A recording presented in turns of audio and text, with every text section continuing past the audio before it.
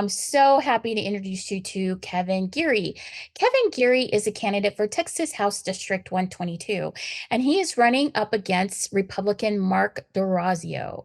So, welcome, Kevin. I'm so glad you're here. I'm so happy to meet you. Can you tell us a little bit about who you are and why you're running for office?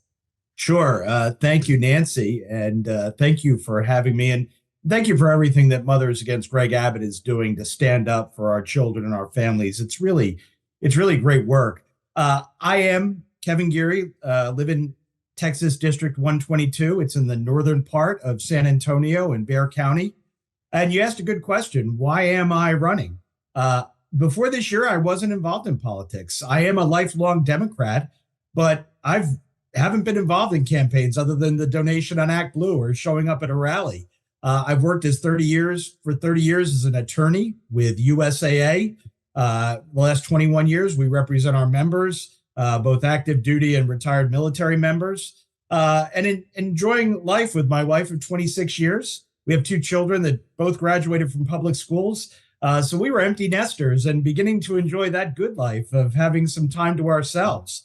So why is it then that I ran? Well, it was one of the things that we've been talking about here tonight, and it's the extremism that's going on in Austin right now, the extremism that we've seen from Mark DeRazio and that Angela talked about. The other thing that Angela talked about as well, which is that there wasn't a Democrat willing to run in this district. And I thought to myself, if I'm not going to stand up and do this, nobody else is going to do it. And it's time to stand up against the things that are going on right now. Some of those things like abortion, people having like Kate Cox who have to leave the state of Texas to get an abortion because they and their medical providers are faced with criminal charges.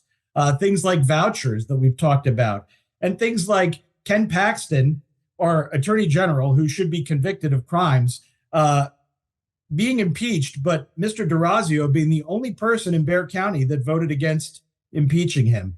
That's the sort of thing that we need to stand up for. And we need to stand up more for common sense things that make sense to everyone in this state. You know, before I decided to run, I talked to a lot of friends and colleagues here in the district. A lot of them are Democrats, but there are some Republicans too.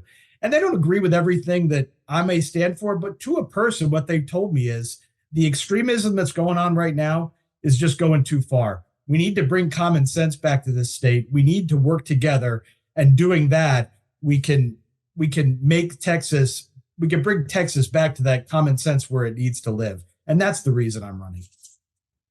Those are great reasons to run. I think there's a running theme tonight for sure. So can you tell me a little bit more about what are the top three issues you are running for in your district? Sure. The first one is a woman's right to choose. I am pro-choice, period. It's not my job or the job of anyone to tell a woman what to do with their body. If I'm fortunate enough to be elected, the first thing I will do is stand up to move and repealing Senate Bill 8. We need to make a woman's right to choose legal again in the state of Texas. And I'd even take it a step further. We need to work to amend the state constitution so that right isn't something that could be changed by a subsequent legislature. It needs to be in our constitution that a woman has the right to an abortion. And I'm going to stand up against Ken Paxton and others. Like I said before, threatening someone like Kate Cox with jail is it's inexcusable.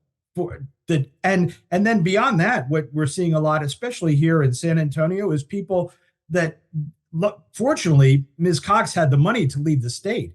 People that don't have the money to do that and are being forced to carry their babies to term when they don't want to do that. That is not fair. It's not a decision that someone should have to make.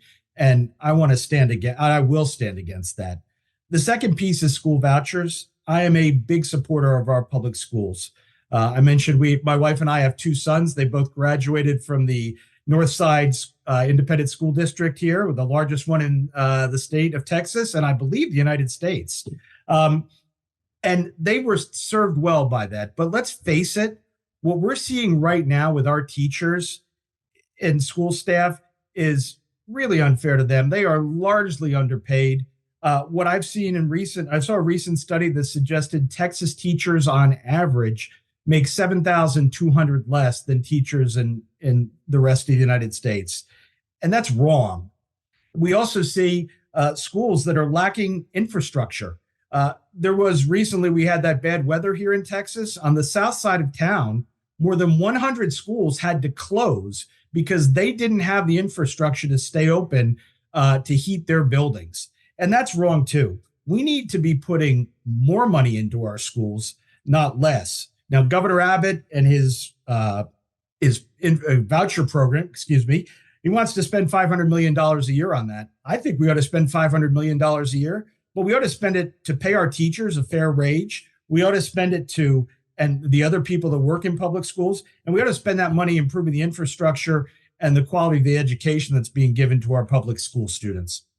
And the last thing that is important to folks in my district is clean water, playing off of something that Gian talked about a little before. San Antonio is an expanding population. We are dealing with rapid growth. In fact, I believe the San Antonio-Austin corridor is one of the fastest growing ones in the country.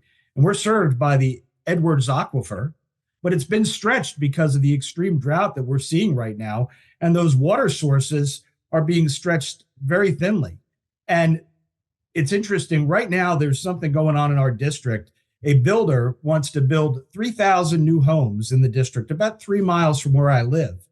But they want to take the wastewater from that, which is almost 1 million gallons, and dump it into a creek that recharges the Edwards Aquifer. My opponent, to his credit, opposes it, and that's a good thing. But we need to stop things like that. We need to protect the water sources that we have here in this state. We need to do things like making sure that water is available, especially in this time of climate change when we're seeing the drought that we are. We need to do things like improve the water infrastructure that we have in the state and have a unified water district across the state so that we can work with each other in different parts of the states when those emergencies come up. Clean water is an issue that's being faced by not only people in District 122, but people across Texas. And if we don't stand up and do something about it, it's going to become a much bigger problem than it already is. So those are my 3 things. I think those are excellent. And I think that water is going to be a big issue in the next 10 years. Huge. It's going to probably end up turning into, right after women's rights, the next issue. Hands down. We're definitely already seeing water issues happening across Texas. So thank you so much for bringing that up. That also seems to be on theme for tonight, for sure.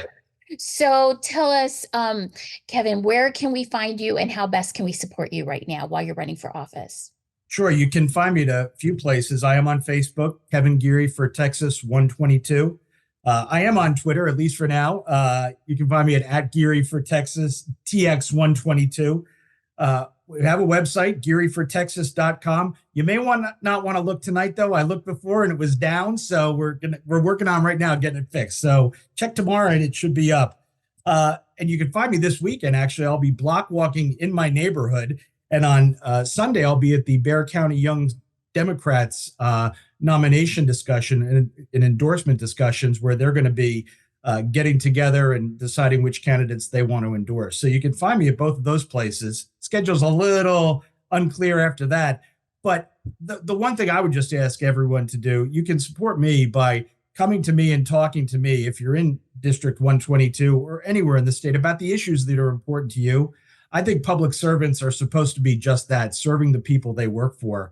And if you can share with me what you need, what you want, what you're looking for, the concerns that you have, that's what makes me a better candidate and allows all of us here tonight to serve you better. So, Nancy, thank you and appreciate the time. Yes, well, thank you so much. And I look forward to meeting you on the campaign trail. Thank you for taking the time to meet with us tonight.